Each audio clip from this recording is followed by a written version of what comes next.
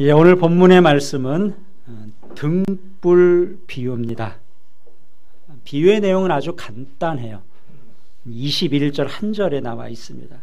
비유의 내용은 사람이 등불을 가져오는 이유, 등불을 켜는 이유가 무엇이냐? 빛이 잘 비치는 곳에 놓아서 집안을 밝히기 위함이 아니냐. 이것이 비유의 전부 내용입니다. 너무도 당연한 이야기고 상식적인 말이죠. 우리 예배당에도 전등이 달려 있습니다. 전등을 달 때 의자 밑에 달지 않았어요. 천장에 달았습니다. 이유는 복잡하지 않죠. 천장에 다는 것이 그 빛을 가장 효율적으로 쓸 수 있는 위치이기 때문에 천장에 등을 달았습니다. 등을 감춰놓지 않은 이유, 불을 켜는 이유가 더 많은 곳에, 더 넓게 빛을 비추기 위함입니다. 요즘에는 다양한 목적으로 또 전등을 켭니다. 우리 교회도 보면 천등에 감춰져 있는 등도 있어요. 그렇지만 빛이 새 나와서 저 안에도 등이 있구나, 이렇게 간접 등을 달았습니다. 이것은 여러 가지 인테리어 또 분위기 여러 가지를 고려해서 전등을 이렇게, 요즘에는 전기도 넉넉하고 하니까 이렇게 사용을 합니다. 요즘은 또 촛불을 켜는 목적도 다양하죠. 생일 축하할 때도 촛불을 켜고요. 또 집안의 냄새를 제거한다거나 요즘은 또 향기를 나게 하기 위해서 향초를 켜기도 합니다. 또 촛불을 들고 거리에 나오는 사람도 있어요. 이것도 또 다른 목적을 가지고 촛불을 켜는데, 자, 요즘은 다양한 목적으로 우리가 불을 밝히지만 예수님 당시에 1세기에 살던 사람들 등불을 켜는 목적은 단 하나였습니다.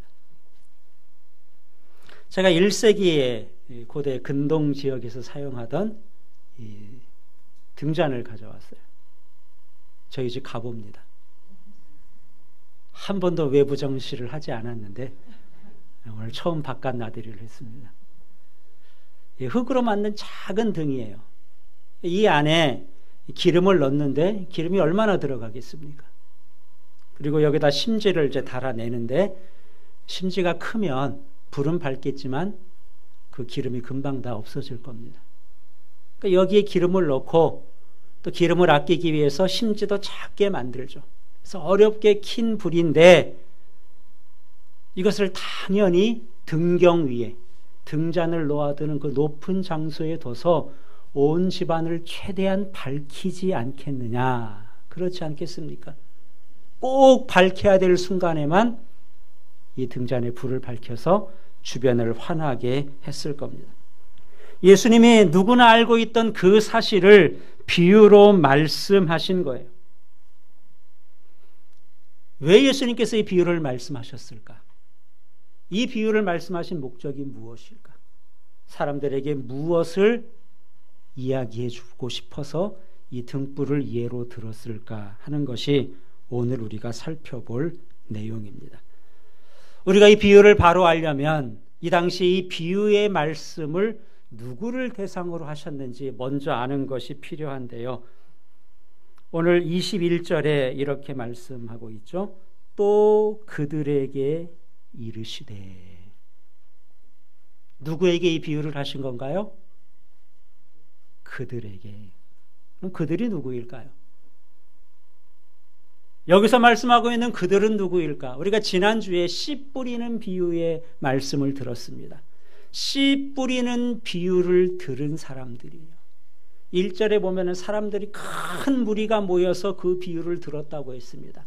그 비유를 듣고 사람들이 깨달았는지 깨닫지 못했는지 이제 사람들이 집에 갔어요.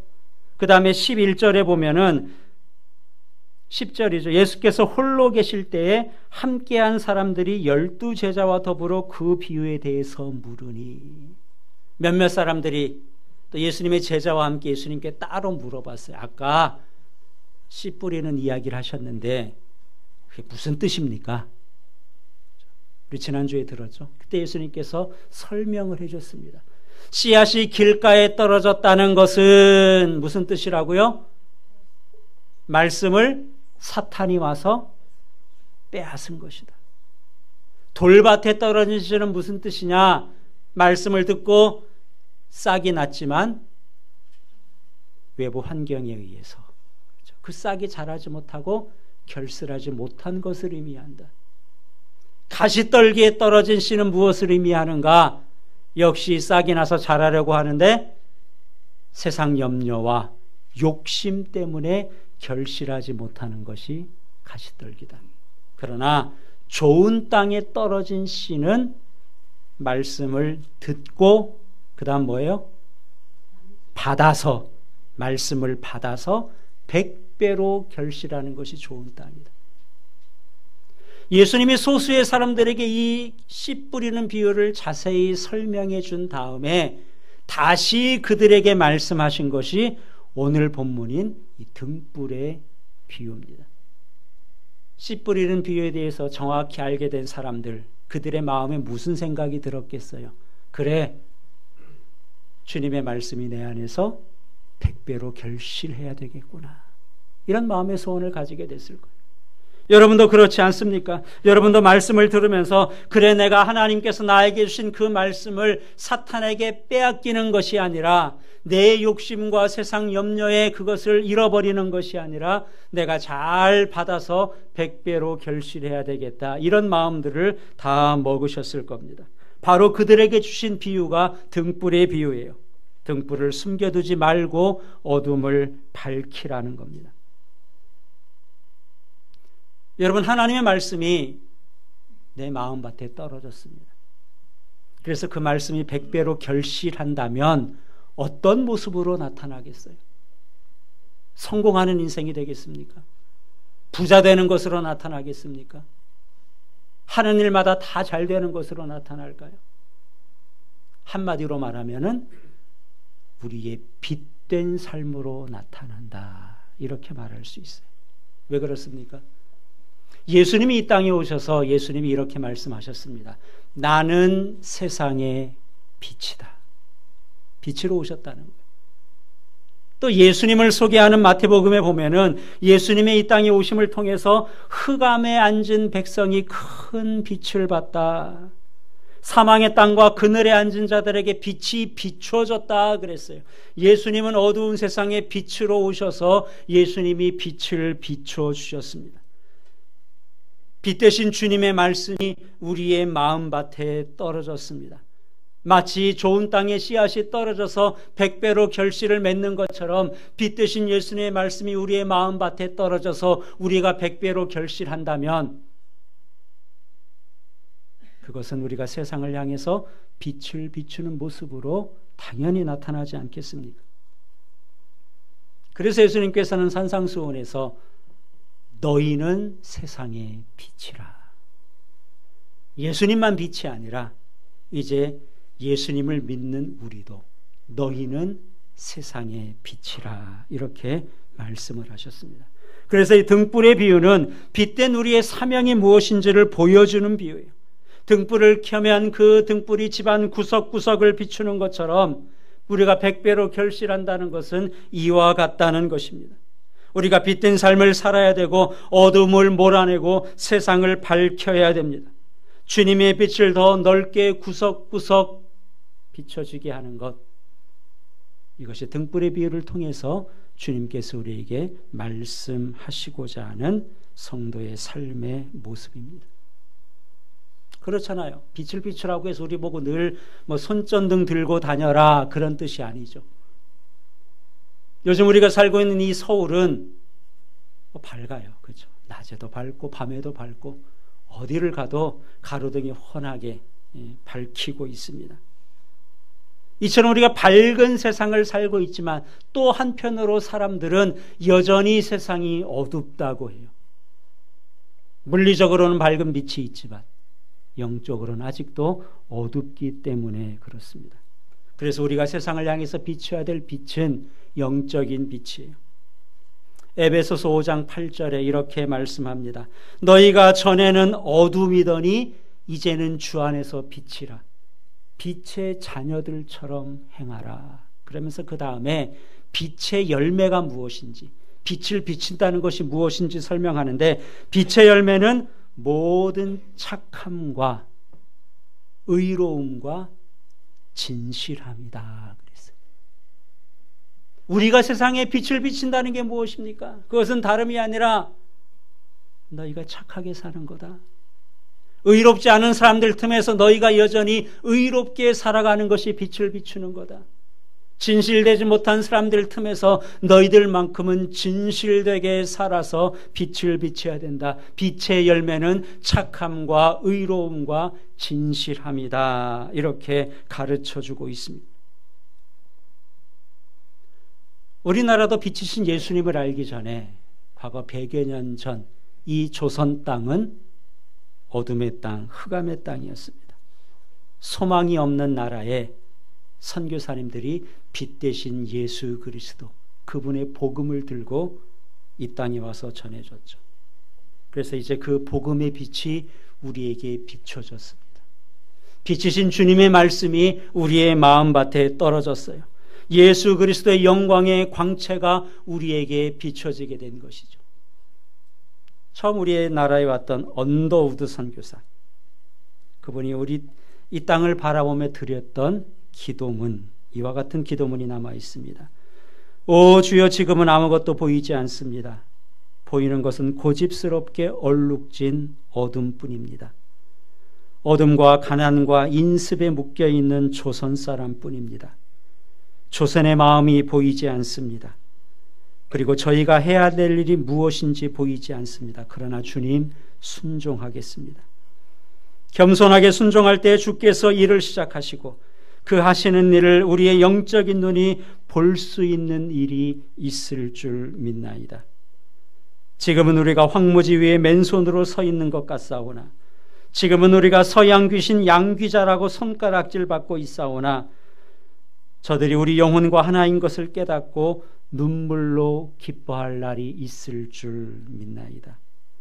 지금은 예배드릴 예배당도 없고 학교도 없고 저 경계와 의심과 멸시와 천대함이 가득한 곳이지만 이곳이 머지않아 은총의 땅이 되리라는 것을 믿습니다. 언더우드 선교사가 이렇게 기도했는데 어떻습니까? 그 기도대로 이루어지지 않았습니까? 빛 대신 예수님을 통해서 이 땅에 있는 흑암의 세력들이 물러갔고요. 예배당도 없고 학교도 없고 천대함이 가득 찼던 이곳에 이제는 교회도 많아지고 성도들도 많아지고 경제적으로도 많이 발전했습니다. 하지만 한편으로는 아직도 이 세상은 어두운 곳이, 빛을 필요로 하는 세상입니다. 그래서 이제 우리가 뒤를 이어서 빛을 비춰야 되죠. 숨어 있으면 안 되고요. 세상을 향해서 밝게 비춰야 됩니다. 오늘 22절에 뭐라고 말씀하고 있습니까? 드러내려 하지 않고는 숨긴 것이 없고 나타내려 하지 않고는 감추인 것이 없느니라. 좀 어렵게 번역이 되어 있는데 이런 뜻이에요. 숨겨진 것은 결국 드러나게 돼 있다. 우리가 세상에 비밀이 없다 그런 말 하잖아요. 감춰져 있는 것 언젠가는 드러나게 돼 있다는 거예요. 흑암의 땅이라도 언젠가는 그곳이 밝혀질 거라는 겁니다. 과거 우리나라의 언더우드와 아펜젤러와 같은 많은 선교사님들이 이 땅을 찾아왔습니다. 만일 그들이 오지 않았다면 하나님께서 다른 사람들을 보내셨겠죠. 하나님이 하시는 일은 반드시 드러나게 되어 있습니다. 마찬가지로 내가 세상을 향해서 빛을 비추지 않아도, 내가 순종하지 않고 내가 열매 맺지 못한다 할지라도 하나님께서는 또 다른 사람을 통해서 그 사람의 열매 맺음을 통해서 어두운 곳을 밝혀가실 거라는 거예요. 그래서 23절에 들을 귀 있는 자는 들어라. 잘 생각해 보라는 겁니다. 잘 깨달아 알라는 거예요. 어떻게 사는 것이 우리가 세상을 지혜롭게 사는 것인지 너희들이 한번 잘 생각해 봐라. 어두움은 언젠가 밝히 드러나게 될 텐데 기왕이면 내가 그 일을 하는 것이 좋지 않겠느냐 하는 말씀이죠. 여러분, 우리가 빛으로 산다는 것이 절대 쉬운 일 아닙니다. 여러분도 아마 다 경험해 보셨을 거예요. 내가 빛으로 산다고 해서 당장 우리에게 보상이 주어지는 것 아니에요. 이런 빛으로 산다고 뭐 돈이 나오나요? 떡이 나오나요?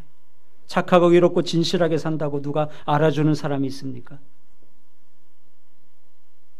그래서 우리가 성도답게 살아가는 것, 그냥 대충 살고 그냥 그럭저럭 살아갈 수도 있죠.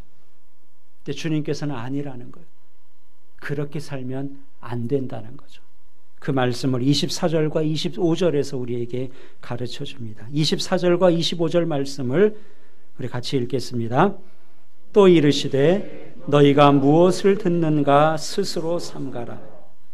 너희의 헤아리는 그 헤아림으로 너희가 헤아림을 받을 것이며 더 받으리니 있는 자는 받을 것이요 없는 자는 그 있는 것까지도 빼앗기리라. 자, 너희가 무엇을 듣는가 스스로 삼가라. 스스로 삼가라는 말은 내 말을 잘 새겨 들어라, 귀담아 들어라, 이런 뜻입니다. 무슨 말이에요? 너희의 헤아리는 그 헤아림으로 너희도 헤아림을 받을 것이다. 다시 말해서 네가 따지고 계산하는 그대로 너도 받게 된다는 거예요. 좀 넉넉하게 하는 사람은 넉넉하게 받게 될 것이고, 이것저것 따지면서 박하게 최소한의 것만 하는 사람은 그거밖에 받지 못한다는 겁니다. 여러분의 계산법은 어떻습니까? 여러분, 성도로 살아가면서 세상을 향해서 빛을 비춰야 될 존재로 살아가면서 여러분은 어떻게 헤아리며 살고 있습니까? 빛의 열매는 모든 착함과 의로움과 진실함에 있다 그랬어요. 어떻게 생각하십니까? 착하게 산다고 뭐가 생기냐?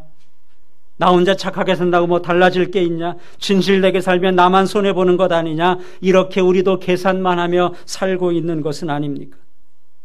우리가 하나님의 일을 하면서도 너무나 이것저것 재고 따지고 이익이냐 손해냐 이것만 우리가 생각하고 있는 것은 아닙니까? 우리가 그렇게 인색하게 헤아린다면 주님께서도 그렇게 하신다는 것. 내가 좀 더 섬기고 내가 좀 손해도 보고 희생도 하고 그렇게 사는 것이 지혜고 그렇게 사는 것이 하나님께 넉넉히 받는 비결이라는 것. 다 계산하고 다 헤아리고만 있다면 과연 빛은 누가 비춥니까? 여러분, 이 땅에 오신 선교사님들이 이것저것 따졌다면 알지도 못하는 나라 여기까지 와서 그들의 삶을 드릴 수 있었겠습니까? 우리가 잘 아는 장기려 박사, 그분이 이것저것 따졌다면 그러한 삶을 살 수 있겠어요? 25절에 이렇게 말씀하죠. 있는 자는 받을 것이요 없는 자는 그 있는 것까지도 빼앗기리라. 영적으로도 빈익빈 부익부의 현상이 나타날 거라는 거예요. 없는 자, 이것저것 따지는 사람은 다 가진 것까지도 잃어버리게 되지만, 그러나 어떻게든지 빛을 비추려고 하는 사람들은 더 큰 빛, 100배로 결실할도록 하나님께서 은혜를 주신다는 겁니다. 여러분, 이것을 잘 보여주는 비유가 있어요. 그것이 우리가 알고 있는 달란트의 비유입니다. 주인이 종들을 불러서 달란트를 주지 않습니까? 5달란트를 준 종도 있고 2달란트를 준 종도 있고 1달란트를 준 종도 있어요. 근데 2달란트와 5달란트를 받은 종은 그것을 받아가지고 즉시 가서 장사를 했다. 즉시 가서 장사를 했다는 것은 이 달란트를 준 이유가 무엇인지 그들이 정확히 알고 있었다는, 고민하지 않고 즉시 가서 장사를 했습니다. 장사를 해서 배를 남겼어요. 어떻게 배를 남길 수 있었을까? 뭐 그때는 요즘 같지 않고 경제 상황이 좋았을까? 우리가 그렇게 이해하는 것보다는 그들이 그만큼 열심으로 장사를 했다, 그렇게 이해하는 것이 맞겠죠. 그런데 1달란트를 받은 종은 그 달란트를 땅에 가져다가 묻어두었습니다. 왜 묻어두었을까? 나중에 그 종이 주인을 만나서 말한 것을 보면 이유를 알 수 있습니다. 1달란트 받았던 자가 와서 이르되 주여 당신은 굳은 사람이라 심지 않은 데서 거두고 해치지 않은 데서 모으는 줄을 내가 알았으므로 두려워하여 나가서 당신의 달란트를 땅에 감추어 두었나이다. 이 한 달란트 받은 종은 자기 주인을 굳은 사람으로 알았다는, 굳은 사람이라는 것은 무정하고 냉혹하고 엄격한 사람으로 이해를 했다는 거예요. 잘못 이해한 거죠. 오해한 겁니다. 내가 왜 이런 주인을 위해서 좋은 일을 해야 되나? 누구 좋으라고 내가 장사를 하나? 그러기 싫다는 거예요. 이것저것 따졌겠죠. 내가 장사를 해? 장사하다가 혹시 손해를 보면 어떡하나? 나중에 주인이 나한테 얼마나 나무랄까? 이것저것 따지고 계산하다 보니까 그래, 땅에 묻어뒀다가 그냥 그대로 갖다 주자, 이렇게 생각한 거예요. 그러고도 당당했습니다. 나중에 주인한테 와서 그래요. 보소서, 당신의 것을 가지셨나이다. 나 하나도 안 떼먹고 그대로 다 가져왔습니다. 주인이 뭐라고 합니까? 그에게서 한 달란트를 빼앗아 10달란트 가진 자에게 주라 그랬어요. 10달란트 가진 자가 누굴까요? 5달란트 받았던 자겠죠? 5달란트를 더 남겼으니까 10달란트인데 10달란트 가진 자에게 줘라 그랬어요. 그럼 그 사람이 10달란트를 해가지고 와서 주인에게 그대로 준 것이 아니라는 거죠. 너 수고했다, 얼른 가져와. 주인이 받은 것이 아니라 그가 여전히 10달란트를 가지고 있어요. 10달란트 받은 자에게 한 달란트도 줘라. 나중에라도 주인이 가져가겠다는 것 아니죠. 11달란트가 다 그의 것이 되는 겁니다. 오늘 말씀에 있는 것처럼 무릇 있는 자는 받아 풍족하게 되고 없는 자는 그 있는 것까지도 빼앗기게 되는 거예요. 이것을 보면 주인이 달란트를 맡긴 것, 종들을 통해서 자기 이익을 챙기고 자식 재산을 불리기 위해서 맡긴 것이 아니라는 것을 알 수 있어요. 왜 맡겼냐? 주려고 맡긴 거죠. 더 많이 가지라고 맡긴 겁니다. 종이 주인의 말에 충성하는 것,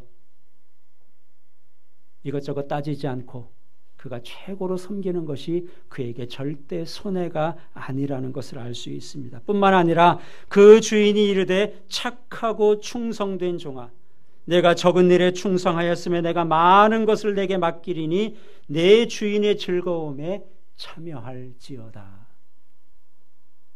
이미 11달란트를 가지고 있는데 더 많은 것을 맡긴다는 거예요. 더 많이 준다는 거죠. 그리고 주인의 즐거움에 참여해라. 이 말은 주인이 베푸는 잔치에 참여하라는 겁니다. 과거 종이 있던 시절에 종이 잔치 자리에 주인과 함께 앉아서 음식을 먹을 수 있나요? 그럴 수 없죠. 종은 준비만 하는 것이고 수종드는 것이지 주인과 함께 음식을 먹을 잔치에 참여할 수가 없습니다. 근데 주인이 그 은혜를 베풀어요. 무엇에 더 이상 종이 아니라 자기의 가족처럼, 자기의 친구처럼 그렇게 귀하게 대우해 준다는 겁니다. 우리가 오해하면 안 돼요. 주인이 자기를 위해서, 자기 재산을 불리기 위해서 달란트를 맡긴 것이 아닙니다. 종에게 상을 주기 위해서 맡긴 거예요. 오늘 우리에게도 마찬가지입니다. 너희가 세상의 빛이 되라. 왜 우리에게 이 명령을 하셨겠습니까? 예수님 혼자 빛을 비추기에는 역부족이니까 너희들이 와서 좀 도와줘야 되겠다, 그런 뜻일까요? 그렇지 않죠. 예수님만으로도 충분히 빛을 비출 수 있지만 오늘 우리에게 상을 주기 위해서, 더 많은 것을 주기 위해서 너희가 빛을 비춰라. 빛을 비출 수 있는 많은 것들을 우리에게 주셨어요. 빛의 열매는 모든 착함과 의로움과 진실함에 있다. 그렇게 살아갈 수 있도록 우리에게 은혜를 베풀어 주셨습니다. 당연히 우리가 숨어 있지 말고 빛을 비춰야 된다는 것이 오늘의 비유를 통해서 우리에게 주신 분명한 주님의 음성입니다. 마가복음 10장 29절에 예수님께서 이렇게 말씀하십니다. 예수께서 이르시되 내가 진실로 너희에게 이르노니 나와 복음을 위하여 집이나 형제나 자매나 어머니나 아버지나 자식이나 전토를 벌인 자는 현세에 있어 100배나 받고 그랬어요. 이것저것 재지 않고 가장 소중한 것까지라도 주님을 위해서, 빛을 비추기 위해서 그것을 드린 사람은 주님께서 100배로 주신다고 약속해 주셨습니다. 12월 성탄절이 있는 기간이죠. 교회 절기상으로는 이 기간을 대강절이라고 합니다. 예수님의 오심을 기다리는 기간이에요. 어두운 세상에 주님께서 빛으로 오셨습니다. 특별히 12월은 우리가 어두운 세상에 빛으로 오신 예수님을 기억하기 위해서, 추리를 만들고 불을 밝히는 것도 그것이잖아요. 예수님이 빛된 빛으로 오심 우리가 다시금 기억하는 기간이고요. 그 빛 대신 주님 앞에 우리를 빛으로 부르신 우리의 모습이 어떤지 돌아보는 기간입니다. 여러분, 빛으로 부르셨는데 그 목적에 충실하고 계신가요? 감춰져 있는 빛은 아닙니까? 아니면 여전히 이것저것 헤아리고 따지고 있지는 않습니까? 빛을 비추면 100배로 주십니다. 빛을 비추면 더 밝은 빛으로 우리를 사용하실 줄 믿습니다. 이 믿음 가지시고 세상을 향해서 여러분의 삶의 자리에서 밝은 빛을 비추는 우리 모두가 될 수 있기를 우리 주님의 이름으로 축원합니다. 기도하겠습니다.